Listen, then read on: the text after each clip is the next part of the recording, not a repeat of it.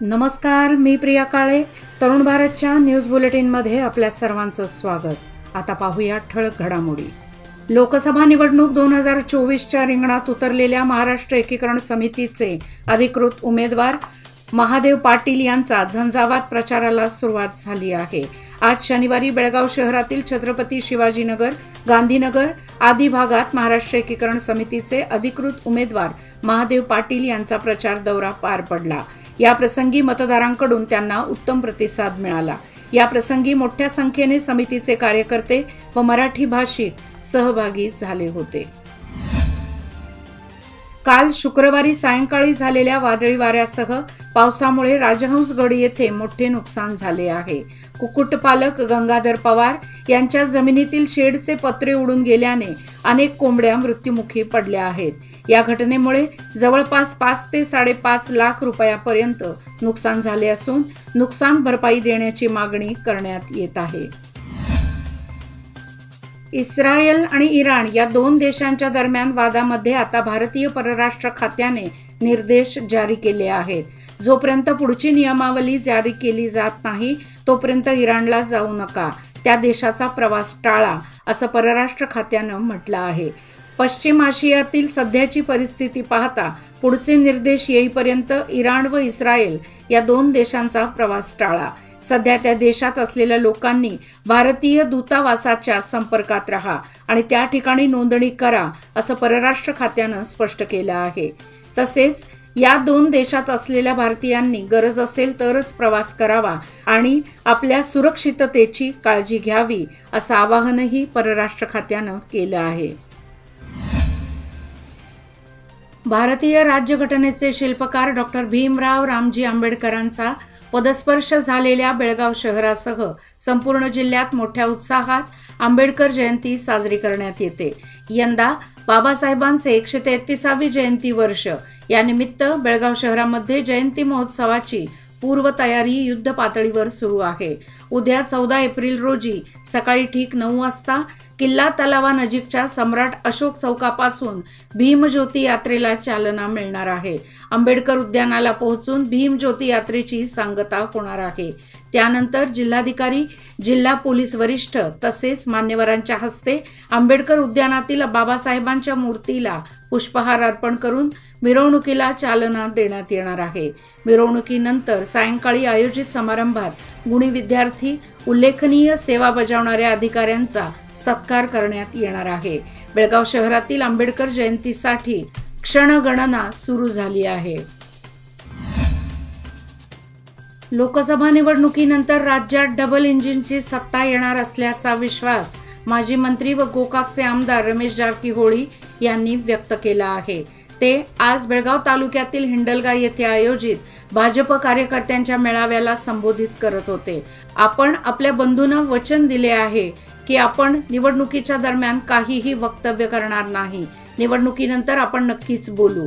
लोकसभा निवडणुकीत बेळगाव भाजपचे उमेदवार जगदीश शेट्टर यांचा विजय निश्चित असल्याचा विश्वास त्यांनी व्यक्त केला. उद्या 14 एप्रिल रोजी साजऱ्या होणाऱ्या घटनाकार डॉक्टर बाबासाहेब आंबेडकर यांच्या जयंती कार्यक्रमाला सुरळीतपणे पार पाडण्यासाठी बेळगाव पोलीस प्रशासनाची पूर्वतयारीची बैठक पार पडली. बेळगावचे पोलीस आयुक्त लाडा मार्टिन मार्बनियांग यांच्या अध्यक्षतेखाली झालेल्या पोलीस प्रशासनाच्या पूर्वसभेत आंबेडकर जयंती संदर्भात चर्चा करण्यात आली. यावेळी सर्वांना योग्य सूचना देण्यात आल्या. या प्रसंगी दलित नेते, पदाधिकारी व मंडळाचे सदस्य, पोलीस उपायुक्त रोहन जगदीश, उपायुक्ता PV स्नेहा व इतर उपस्थित होते. गेल्या 20 वर्षांपासून भाजप पक्षाच्या उमेदवाराला अधिकार दिला आहे. यावेळी आपल्याला एकदा जनसेवेची संधी द्यावी, असे आवाहन बेळगाव लोकसभा उमेदवार मृणाल हेब्बाळकर यांनी केले. बेळगाव लोकसभा उमेदवार मृणाल हेब्बाळकर यांनी बेळगाव दक्षिण मतदारसंघातील विविध भागात संपर्क साधून मार्कंडेय नगर येथे प्रचार सभेत ते बोलत होते. यावेळी विविध महिला संघटना व कार्यकर्ते मोठ्या संख्येने उपस्थित होते. पहिल्याच पावसाने शहरातील गटारींची झालेली दुरावस्था उघडी पाडली. जुन्या PB रोडवरील जिजामाता चौकामध्ये गटारीवर ड्रेनेजचे पाणी तुंबून होते. पाण्याला जाण्यासाठी वाट नसल्यामुळे शुक्रवारी सायंकाळपासून गुडघाभर पाणी थांबले होते. शनिवारी महानगरपालिकेचे कर्मचारी या पाण्याला वाट करून देण्यासाठी धडपडत होते. मात्र पुढे गटार ब्लॉक झाल्यामुळे समस्या निर्माण झाली होती. नेहमीच या ठिकाणी पाणी साचून राहत आहे. याचबरोबर अनेक दुकानांमध्येही पाणी शिरत आहे. तेव्हा तातडीने महानगरपालिकेने गटारी साफ कराव्यात अशी मागणी होत आहे. बेळगाव शहरातील SPM रोडवरील नाल्याची सफाई होत नसल्याने नागरिकांना समस्यांना तोंड द्यावे लागत होते. या संदर्भातील बातमी प्रसारित होताच या नाल्याची सफाई बेळगाव महानगरपालिकेच्या वतीने करण्यात आली होती. मात्र काल शुक्रवारी सायंकाळी पडलेल्या पावसाच्या दणक्यामुळे पुन्हा या नाल्यात कचरा जमून नाला तुंबून गेला आहे. अवकाळी पावसातच अशी परिस्थिती निर्माण झाली असता मान्सूनमध्ये काय होईल असा प्रश्न उपस्थित होत होता. मात्र लोकप्रतिनिधींनी ही समस्या महानगरपालिकेच्या नजरेस आणून दिली. यामुळे आज सकाळी पुन्हा या नाल्याची सफाई करण्यात आली. महानगरपालिकेने आगामी दिवसात नाला तुंबून समस्या होणार नाही याची दखल घेतली असून वारंवार या नाल्याची सफाई करण्याची हमी दिली आहे. यामुळे नागरिकातून समाधान व्यक्त होत आहे. वळिवाच्या पहिल्याच दणक्याने हेस्कॉमला मोठा फटका बसला आहे. शुक्रवारी सायंकाळी झालेल्या पावसाने येळ्ळूर, देसूर, कुरबरहट्टी या परिसरातील 5हून अधिक विद्युत खांब कोसळले. तसेच झाडांच्या फांद्या पडून विद्युत वाहिन्यांचे नुकसान झाल्याने शनिवारी दुपारपर्यंत दुरुस्तीचे काम सुरू होते. शुक्रवारी दुपारनंतर झालेल्या वादळी पावसामुळे अनेक घरांचे पत्रे उडून गेले तर वीज पुरवठा करणारे विद्युत खांब जमीनदोस्त झाले. यामुळे दुपारी 3 वाजल्यापासून धामणे, येळ्ळूर, देसूर, राजहंसगड या परिसरातील वीज पुरवठा खंडित करण्यात आला होता.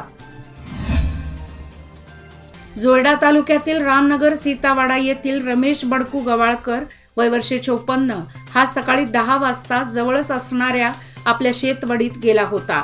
त्यावेळी अचानक विषारी सापाने चावा घेतला. लगेच त्याला प्रथम रामनगर येथील सरकारी हॉस्पिटलमध्ये दाखल करण्यात आले.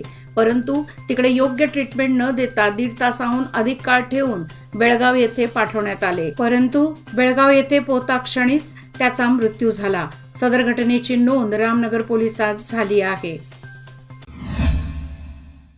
बिजगर्णी, कावळेवाडी व राकसकोप या तिन्ही गावची महालक्ष्मी देवी यात्रा दिनांक 16 पासून सुरू होणार आहे.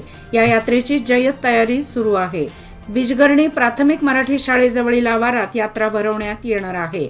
देवीच्या विराजमानासाठी सुवर्ण मंदिर मंडप उभारण्यात येणार आहे. याचे कामकाज जोमाने सुरू आहे. मराठी शाळेसमोरील आवारात यात्रा होणार आहे. या ठिकाणी भव्य असा सुवर्ण मंदिर मंडपाचा शामियाना उभारण्यात येणार आहे. 50 फूट रुंदी व 90 फूट लांबी अशा पद्धतीचा हा मंडप असून यात्रोत्सवातील हा मंडप आकर्षणाचे केंद्रबिंदू ठरणार आहे. पोलीस म्हणजे केवळ पीडितांना न्याय मिळवून देणारा अधिकारी नसून ते देखील पक्षीप्रेम बाळगतात, ही बाब बेळगावच्या पोलिसांनी सिद्ध करून दाखवली आहे. बेळगावच्या पोलीस अधिकाऱ्यांनी आपल्या पोलीस स्थानकाच्या इमारतींवर तसेच पोलीस स्थानक परिसरात पक्ष्यांसाठी धान्य व पाण्याची सोय करून उन्हाळ्याच्या दिवसात पक्ष्यांची मदत केली आहे. पोलीस अधिकारी व कर्मचाऱ्यांच्या या कार्याची सर्वत्र प्रशंसा होत आहे. चिकोडी येथील अनेक शासकीय खात्याच्या कार्यालयाचे प्रमुख केंद्र असलेल्या मिनी विधानसौध परिसरामध्ये आता लोकसभा निवडणुकीसाठी निवडणूक अधिकाऱ्यांचे कार्यालय आहे. 12 एप्रिल पासून उमेदवारी अर्ज दाखल करण्यास सुरुवात झाली असून सध्या या परिसरात चोख पोलीस बंदोबस्त ठेवण्यात आला आहे. त्यामुळे या परिसरातील बहुतांश वाहतूक बंद करण्यात आली आहे. परिणामी कामासाठी येणाऱ्या नागरिकांची यामुळे मोठी अडचण होत आहे. गत 2 दिवसांपूर्वी वादळी वाऱ्यासह मुसळधार पावसाने हजेरी लावल्यामुळे दड्डी भागातील घरांची पडझड झाली आहे. या पडझडीमुळे अनेकांचे नुकसान झाले आहे. या नुकसानीचा सर्वे करण्याचे काम महसूल खात्याने हाती घेतले आहे. तलाठी शानुल मुलतानी यांनी पाहणी करून सरकारकडे भरपाईसाठी तपशील पाठवला आहे. सलामवाडी येथील ज्योतिबा गणपती सुतार, संभाजी पाटील, बाळू भराटे, अंबुबाई बुवा इत्यादी नुकसानग्रस्तांच्या घरी भेट देऊन पडझडीची पाहणी करण्यासह नुकसानीचा तपशील तयार करण्यात आला आहे. नुकसानग्रस्तांना तातडीने मदत मिळावी अशी मागणी सलामवाडी भागातील नागरिकांनी केली आहे. बागलकोट लोकसभा मतदारसंघात अर्ज भरण्याच्या पहिल्याच दिवशी 3 अपक्ष उमेदवारांनी आपले अर्ज निवडणूक अधिकारी व जिल्हाधिकारी जानकी के.एम. यांच्याकडे सादर केले. त्यात सर्वप्रथम राजेसाब मसळी, अमरोज डी मल्लो, रवी पडसलगी या उमेदवारांनी अर्ज दाखल केले. नगरपालिका, अर्बन बँक, विधानसभा अथवा लोकसभा अशी कोणतीही निवडणूक असो, जमखंडीचे राजेसाहेब मसळी उमेदवारी दाखल करतात असे दिसून येते. खेळाच्या स्पर्धेत हार जीतची पर्वा न करता भाग घेणे महत्त्वाचे मानले जाते. त्याप्रमाणे निवडणुकीच्या स्पर्धेत भाग घेणे महत्त्वाचे असल्याने राजेसाहेब मसळी यांनी सांगितले. याचबरोबर आजचे बातमीपत्र इथेच संपले. अधिक माहिती आणि ताज्या घडामोडी करता पाहत रहा तरुण भारत न्यूज चॅनल. तसेच आमच्या चॅनलला लाईक, शेअर आणि सबस्क्राईब करायला विसरू नका. आणि विश्वासार्ह बातम्यांसाठी दररोज वाचा दैनिक तरुण भारत. धन्यवाद.